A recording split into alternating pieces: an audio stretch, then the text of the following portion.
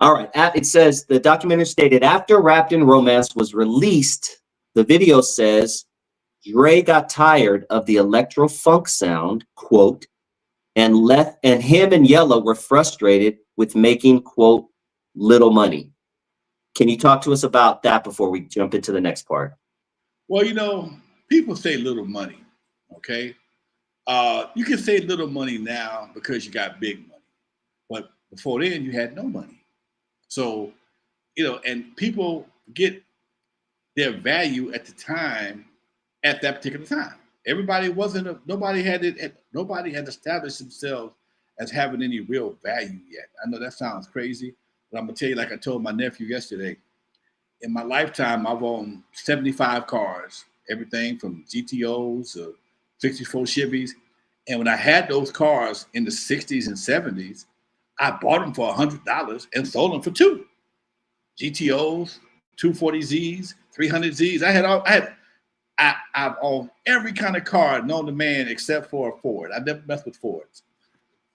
So when you look back and think about the 63 Chevy SS that you sold for $300 that you only paid $150 for, but you paid $300, you sold it for $300, and you thought you was making money then. Now that same car is worth $30,000. You know, you might feel some kind of way. So that being said, back in 1984, 85, 86, nobody had been established in making no money. We was all just trying to feel our way through. The original plan was for Dre to produce N.W.A. and stay with World Class Wreckin Cru. We were working. I understand this, man. We were working. But no matter how much you work, if you have bad spending habits, it's hard to keep money. Bottom line, nobody, people got money. Nobody bought apartments. I mean, nobody bought houses or apartments. They had money to do it, but they didn't do that. I did. Nobody else did. So if you don't have any kind of financial literacy and your value is more into having getting hotel rooms and playing games and doing whatever you do, big speakers in your car, whatever you do, it's not my job to tell you what you should or should not do with your money. Although I tried, but I can't make you listen. So when you say little money, yes, everybody was making, I don't know, shit. We go on tour, we split the money up equally. After manager's fee, we all got the same amount of money. But I had other things going on besides just that. That made it a little bit different. Even after dark, I'm paying 3 DJs. They working 2 hours a night. So how much money are you really supposed to make?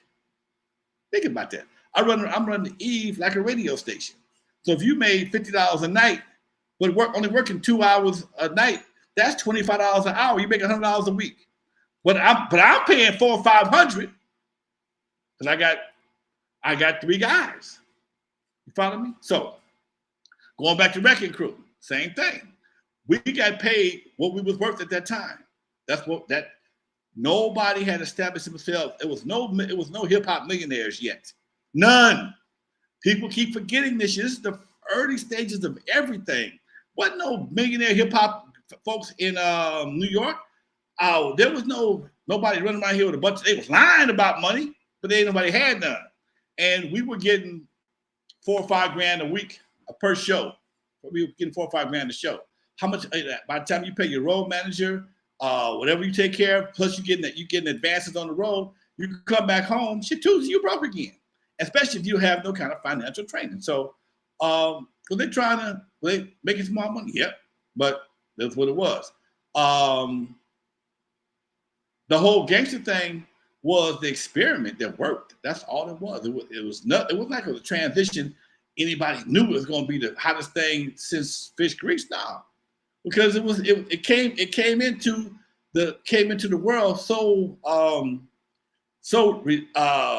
resistant. Nobody liked that shit in the beginning. Come on, man. People forget. Yeah, you can look back now. He a billionaire. He made hundreds of millions of dollars. But in the beginning, wasn't nobody fucking with that shit. I'm just saying. So it continues. They said, quote, Their vision for the future, speaking of Dre and Yella, quote, their vision for the future clashed with Lonzo's. Obviously, this is a third party saying this, probably a chat GPT prompt, but what do you think was meant by that? Their vision for the future clashed with Lonzo's, even if it's true. That may have had some truth to it, because being that I am a baby boomer, and Run DMC, who had played the Eve After Dark, was starting to take off, and they thought because Run DMC was wearing jeans and Levi's or Lee's, that made them more successful.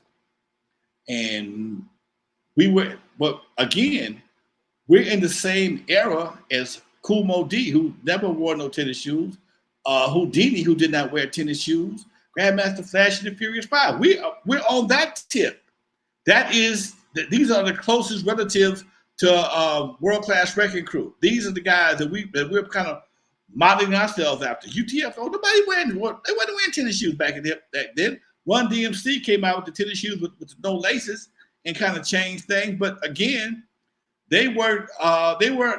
Russell was managing this shit. I was part of the group and managing and the label. I was a busy motherfucker. So maybe we did have a clash, because I couldn't see myself walking on stage or grabbing my nuts talking shit. I couldn't do that. That had not been established as the new way to perform in the new generation. Run DMC did it. Nobody else did it but them. They were successful at it. Don't mean we got to copy it. Kool Moe Dee was the shit for a while. Houdini was the shit for a while. So it just had a whole different vibe, man. It was, again, we had limited resources to feed off of. The early hip hop acts, their style of dress was pretty extravagant. It was very out there, going to the Africa Bambatas, to the Furious Five. They were wearing crazy, extravagant type of outfits. Where do you think the early style of East Coast hip hop that eventually, led out to the rest of the country, where do you think that style of dress came from? If there was a specific, was it funk? What do you think? I don't know, because when I first saw Africa Bambaataa and them goddamn spacesuits, I'm like, what the fuck? That was some George Clinton shit. That was some knockoff George. But you know what? You never hear anybody talk about that shit. You never hear anybody talk about that shit. They only talk about the Jerry curls and the goddamn sequence that we wore. Grandmaster Flash and Furious Five wore feathers and moccasins and S&M shit. Okay? Houdini, Jalil wore hot pants and big ass hats. Okay? He was known for wearing hot pants and big ass hats. But again, and here's it. Of all the cats that had Jerry curls, Eazy had Jerry curls, Cube had Jerry curls. Only people they clowned was world class Wreckin Cru. I don't understand it. And they were supposed to be gangsters. It was gangsters with Jerry curls. In fact, once Cube cut his off, he was talking about what did he say? Cut that Jerry curl flame on or some shit like that. Yeah. In the diss record. So he wore his for quite some time. But only people that get clowned about Jerry curls is us. Curtis Blow was the king of the curl.